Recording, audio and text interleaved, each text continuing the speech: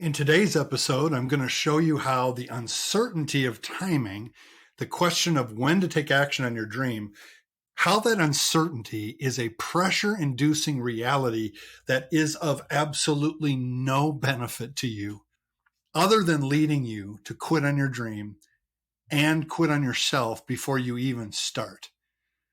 I want to, in this episode, convince you and also show you how you can actually create a pressure release valve that brings relief so that you can turn inertia into action and begin to make real progress toward your dream. That's all coming up next, right here on Stop Doubting Your Dream. Stay tuned. If you have a deep-rooted dream you long to pursue but feel held back by self-doubt, the possibility of failure, and the relentless demands of everyday life, you're in the right place. I'm your host, Jeff Meyer, and I know that taking the leap of faith to make your dream a reality and overcome the seeds of doubt planted by those who say it's too risky can feel overwhelming and discouraging sometimes, and cause you to question whether or not your dream is worth pursuing at all. But the truth is, it doesn't have to be an either-or choice. It's possible to pursue your dream without risking your stability or security in the process. And each week on the show, I'm going to show you and give you practical action steps you need to turn your dream into a viable source of income so you can live without regret, reshape your future, and create the meaningful change you want to see in the world, all without leaving your day job. So if you're someone who's ready to stop doubting your dream and start living it, let's dive in.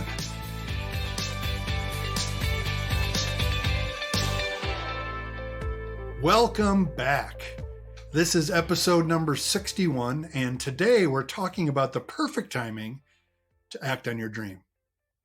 There are a few things that can create more tension and pressure and indecision than trying to answer questions like, will this work?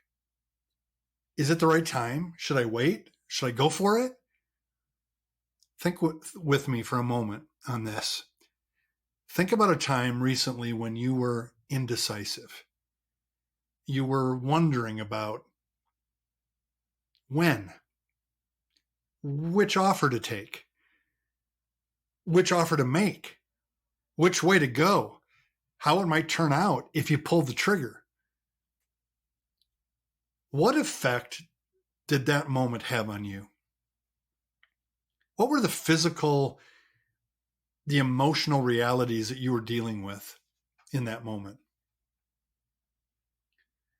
I can think of so many times I found myself in that moment and the pressure that starts to build. I want to talk about one that is a recurring issue with me, and it involves me and my wife, Amy. I think of the many times I get so worked up about the route my wife, Amy, chooses to take when we're going to an event. It works like this. We're running late. We've packed too much into the day, didn't give ourselves enough lead time. I'm feeling the pressure because, you have to be 15 minutes early to be on time, all that sort of stuff. I'm feeling the pressure build up. And then she chooses a way to go that I wouldn't. It's longer. At least in my mind, it's longer. I would have gone the other way. Pressure builds, anxiety stirs. But guess what? We arrive. And almost every single time, we arrive very close to the time. If we're late, it's a few minutes. And no one seems to notice when we're a couple of minutes late anyway. And we go on and enjoy our evening. And then we return home taking my route. When I think about all of the energy expended around moments like these, wow. Anxiety, worry, obsession, losing my composure, and all because of choices and outcomes. Choices and outcomes. None of the worry helped me arrive any quicker. It only made the drive a drag for both of us. And I would have shown up in a much better emotional state if I could have just embraced the choice, right? And not worried about the outcome and been present in the moment. Here's the deal with my example. Both routes worked. It made absolutely no difference which way we chose. So today, in this episode, I want to get you to believe, hopefully we can make some progress on this. I want you to get to a point where you believe and embrace this idea. You ready? Determining whether or not it is the perfect time to act on your dream is a complete waste of time. Let me say that again. Determining whether or not it is the perfect time to act on your dream is a complete waste of your time. There is no value in the exercise. Perfect timing is a myth. And dedicating yourself to solve the riddle of perfect timing only creates greater indecision and, as a result, more pressure. Why is this true? It's true because there is no way for any of us to know with absolute certainty whether or not it is the perfect time. There's no way for any of us to know with absolute certainty whether or not it is the perfect time. It is an unanswerable question. And trying to answer an unanswerable question is a life-sucking, never-ending loop that only keeps us indecisive and stuck. If you have found yourself ever in this place, I don't want to scold you. In fact, I want you to take heart. I have too. I could share many more examples besides my driving to an event example earlier. It is quite natural to the human experience. And shifting away from this natural calculus is a challenge, but the stakes are high. And learning how to do this is necessary for our inner peace. So often, when we are indecisive about the timing and we're hesitant to take action and we're sitting back in inertia and we're waiting for all the ducks to line up so that it can be the perfect timing, there's a mistake that we make in those moments. And here's the mistake that leads to the pain of anxiety and worry and pressure that we put on ourselves. The mistake is that we actually believe we can predetermine how any action is going to work out. The mistake is that we think we can actually get ourselves in a position so it's the perfect timing and then everything will work out as we planned. And here's the connection that we need to begin to pull apart, to disassemble. We need to pull apart, and I wish you could see me right now on the video. I have my two hands together, and we put left hand and right hand together. The left hand is action, taking action, and the right hand is outcomes. And here's what we need to begin to pull apart or disassemble. We need to pull those two things apart, taking action and outcomes. Taking action and outcomes are separate. We are not promised how any choice we make will turn out in the end. Right? I can think of this in my leadership.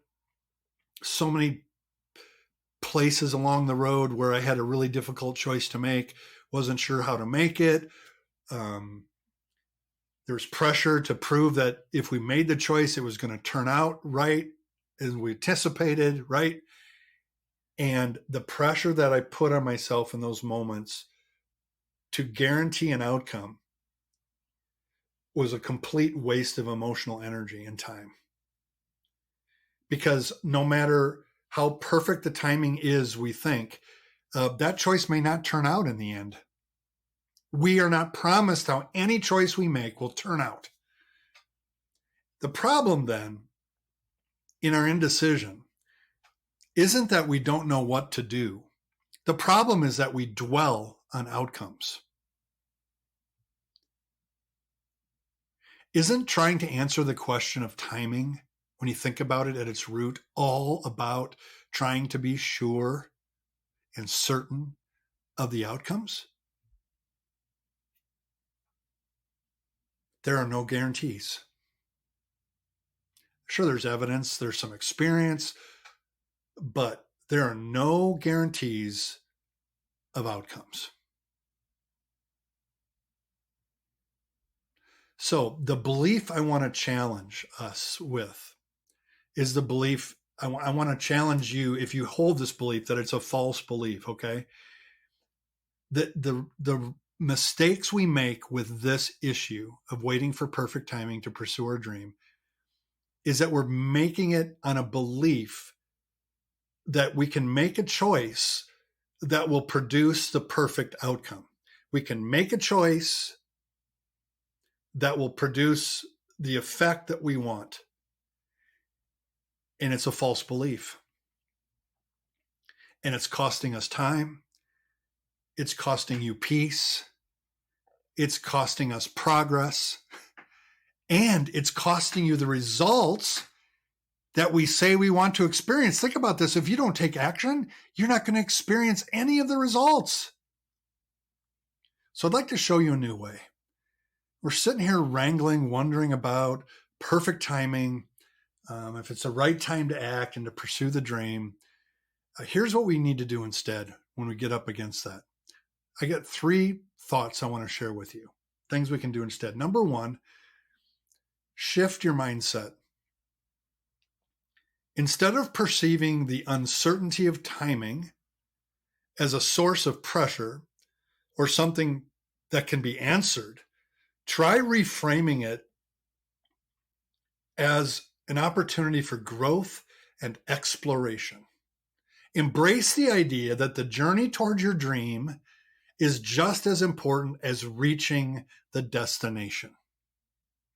Embrace the idea that the journey towards your dream is just as important as reaching the destination. Cultivate a mindset of resilience, adaptability, and learning from setbacks. Embrace the truth that you are free to choose. And by shifting your perspective, you can alleviate the pressure, release the pressure valve, and find motivation in the process itself. That's number 1. Shift your mindset. Number 2, examine and take action. What happens when we're waiting for the perfect timing is we're examining, we're wondering, we're thinking in this endless loop that takes us nowhere. It's like being in a hamster cage on those exercise wheels and just going round and round and round. We're not going anywhere. Examine and then take action. While you may not have control over the exact timing of certain events or outcomes, you can control the actions you take toward your dream. Recently, in one of our Dream Accelerator group coaching sessions that we do weekly in the program, there was an individual, one of the clients there, who was stuck in the overwhelm of wondering how it was all going to turn out, wondering if it was the right time to pull the trigger on a couple of things to pursue her dream. And so I gave her this simple control exercise, and I'm going to give it to you too, and it's going to be your call to action at the end of this episode. I want you to take out a piece of paper, okay, 8.5 by 11, whatever. Take out a piece of paper. If you need to hit pause right now to go get a piece of paper and a pencil or a pen or colored pen or a marker, go do it, okay? Hit pause. We'll wait for you. Okay, you got your paper, you got your pen, got your writing utensil. Be creative with this if you'd like. I'd like you to draw a circle in the middle of the page. And then hold that circle empty for now. And On the outside of the circle, I want you to write all the things that you're worrying about, all the things that you're wondering about, all the things that you're overwhelmed by. Okay? Put those on the outside of the circle. Then on the inside of the circle, I'd like you to just write, what are the things that you can control right now in this situation you're in? What can you do? What can you act on, regardless of uncertainty? Our client in the Dream Accelerator did this exercise and came away with just a tremendous insight of freedom and release. And so many of the things that were causing her to be stuck and not taking action were things she had zero control over. How people were going to respond to her sharing a vision, what people were going to do organizationally that would impact her dream. And she realized that she had so many things in that inner circle that she could focus on. And it gave her a sense of momentum, helping her move forward. So she examined all of it, right? And then she focused and took action on what was in the inner circle. Focus on what you can do in the present moment rather than getting overwhelmed by the uncertainty of the future. One of the things I've learned in coaching through the Dream Accelerator, helping entrepreneurs pursue their dreams, is the simple little language shift. It's amazing how powerful words are. Words create worlds. So I'd like you to replace every time you say the word or think the word uncertain. I'd like you just to cross it out in your mind. Maybe you need to write it down and cross it out. Replace uncertainty with under certainty. Replace uncertainty with under certainty. We are never completely uncertain, and yet we think we are a lot of times. I mean, when the world shut down because of COVID, as a leader, a ministry leader, a business leader, an entrepreneur, oh my word, everything was uncertain. And yet, not everything was uncertain. There were a lot of uncertainties, but there were some things within the certain reality that I could take action on. Uncertainty always leads to inaction because it takes us out of control. Uncertainty always leads to choice and action taking. You always have a choice. And yes, you can take action. Recently, I was talking with a friend, another business owner, and what he said was, time is the rarest resource. Fear is the only renewable human resource. Time is the rarest. We can't get it back. It's fleeting and it's gone.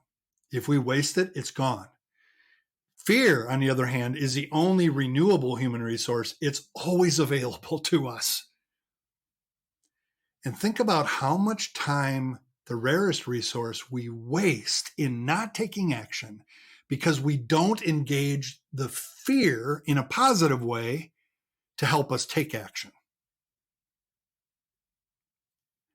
Man, that just blows my mind. How often I let fear waste time. But if I could figure out how to take fear in these moments of inaction, examine and take action, I can actually utilize the rarest resource of time. Think about it this way, if that doesn't make sense. What difference does your insight or your thoughts or your deliberation or your examination make if you don't do anything with it?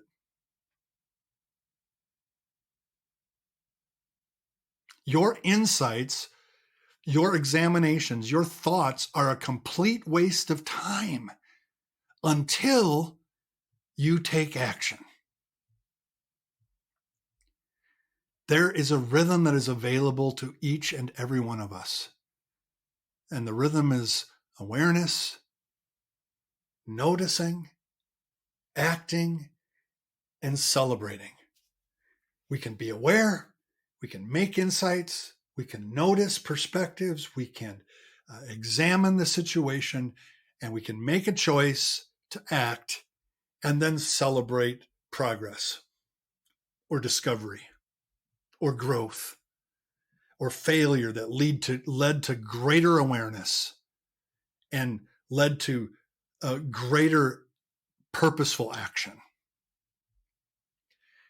That's available to every single one of us, and some will utilize it and many will not. I hope that you will be among the some who will take action on what you're thinking and what you're processing and what you're examining. So shift your mindset. Number one, examine and take action. Remember, choosing not to decide and kicking the can down the road, that's a choice. Okay, I promised you 3. Here's number 3. Practice turning off the outcome sensor. Practice turning off the outcome sensor. Since you are free to decide, you have nothing to lose. Look at decision-making as a grand experiment. Lean toward taking action. Own your choice. Live with the consequences. Make the commitment. You can be decisive, not only because there are many roads to the same destination, but because few of your decisions are so irrevocable that you can't go back and try something else if it didn't work out the way you had hoped. You can always readjust and align and tweak and try something else. So make a decision today, giving no thought to how it will turn out. Practice that every day. A friend of mine says he does something every day to scare him. I would encourage you, do something every day with no thought of how it's going to turn out. Practice turning off the outcome sensor. Now, I believe these 3 things will work way better for you. They've worked way better for me than sitting and waiting for the perfect time, trying to figure out if it's the perfect time. And here's why it's so much better. It turns inertia into momentum. Small steps forward create movement. Number 2, you can actually test timing. Instead of thinking about it, you can actually test, is it the right time? You can move it beyond conjecture. Third, you can make progress. You don't have to stay stuck. And number 4, only the person who moves forward will be able to open the doors that come, the opportunities that inevitably come as you go on your way. Doors don't open if you never move forward. So, one last story, just in case you're not there yet. We did the Dream Accelerator in person for the first few years of it. And we finished up one in-person gathering, worrying about the timing of the next in-person workshop.